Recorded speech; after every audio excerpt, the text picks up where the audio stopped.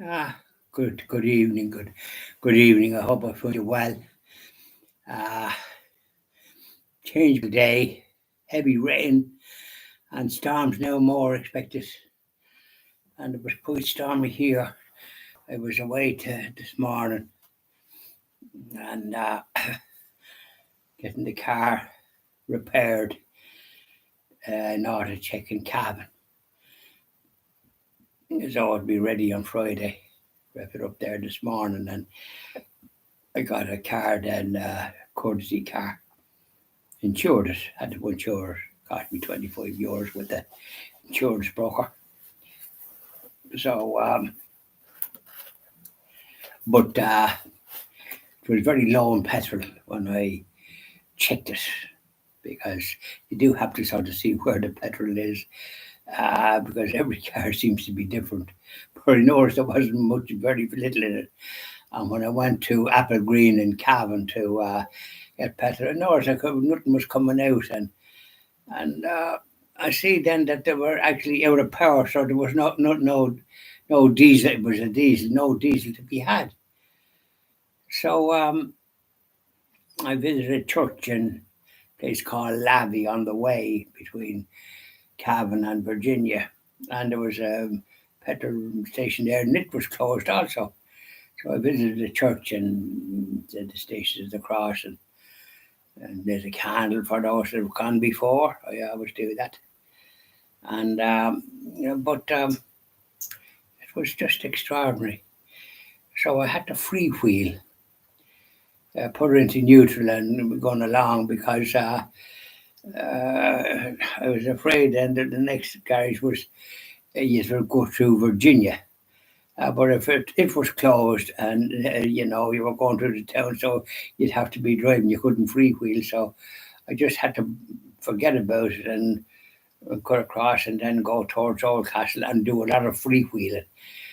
Putting it down because I could see them snowing for petrol. Putting or not petrol, diesel. It was nearly empty. So I just thank God I got to Old Castle and the garage there, and Gordon's garage was open, so I was able to get about €40 worth of diesel. So it was a little unusual the fact that there was power cuts, so they could be waiting, and there's more storms now expected. So I have enough now to do me for what I require, and after my trip this morning, and then by the time I got back here, it was 12 o'clock, and so there you are. That's what happened. So I'm doing Joseph E. Strickland, Bishop of Tyler, and I just give a flavour because I have to write. I have to write for them to them in the United States. The Catholic, what is it? It's a Catholic organisation that printed the book, Light and Leave. And let me see who they are. Yeah, it's printed by Catholic Answers Limited, Incorporated, and it's in Gillespie Way. Mother is named after an Irishman in California. Cajun, El Cajun. That's kind of Spanish, isn't it? In California, so I'll have to write to them and to get permission to just read it because these are things you can't do. But I can just describe a little bit about it. The Catholic Church, or the Catholic, it's the one true faith, the one holy. What's this? It's the way, the truth, and the life. And but it's under attack, and much the same as it was in the first century with the Roman Empire. Well, they're not being killed, but in some countries they are. Nigeria Catholics are being killed. Nicaragua Catholic bishops and priests are being expelled, and charged and all the rest of it as if they're bearing arms, and they're not bearing arms. They're entitled to express their opinions and advise Catholics. But the communists, of course, nutcase called Ortega, is misruling that country. People must have voted for him, or else he assumed charge. You don't know the ins and outs, and it doesn't kind of explain. But that's a country. And then, of course, in communist China, there's persecution of the Catholics and all the rest of it. Wherever there's communists, you can expect trouble. They're absolutely a curse on the human race. There's nothing good about them. And so here we are.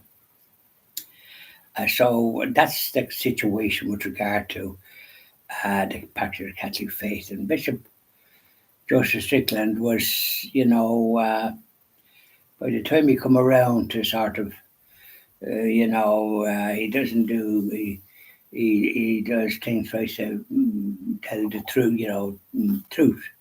Truth will set you free, as Pope John. Oh, truth cannot contradict truth, Pope John Paul II said, and he's quite right. So Bishop Strickland was comparing the state of the Catholic faith in the United States and definitely in Europe as a whole. It's under attack by governments, including in this country. Then a greatness. So he spoke up, and then he come in favour of the celebration of Holy Mass in the Latin Rite, the universal language of the Catholic faith, as it was known in my time. And so you could get Mass in any part of the world. And Vatican II didn't change that, but bishops and these people, for some strange reason, whether they wanted to undermine the Catholic faith, because that's what they succeeded in doing. So, and we find that the present leadership in the Vatican are doing the same thing, undermining the celebration of the Holy Mass in the universal language of Latin. It seems like that they must have an agenda, because that is the most reverent way to celebrate Holy Mass, as it was in my time. Churches packed. And gradually, when they did those changes, from a very vibrant church, it suddenly began to fall apart. And bishops were not just exactly good at seeing what they had done, as they did in this church. They took out all the altar rails. You can't do things like that. So I'll be writing to the publisher, the Catholic Answers. What's this to say? They don't say limited like what we do.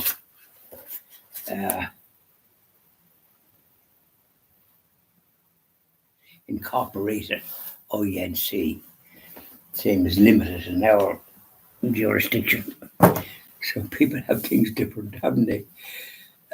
Even if we're using English as the language of the state. In this country, we have Irish, and it's often used as well, which is a good thing, because it was the original spoken language of the people, but of course it was undermined by the invader, wasn't it? So that's about Bishop Strickland. That's his overall way that he's put the record. So bye now, and I'll do my hymns now after this. And book your seats. Bye now. Dilly die die die.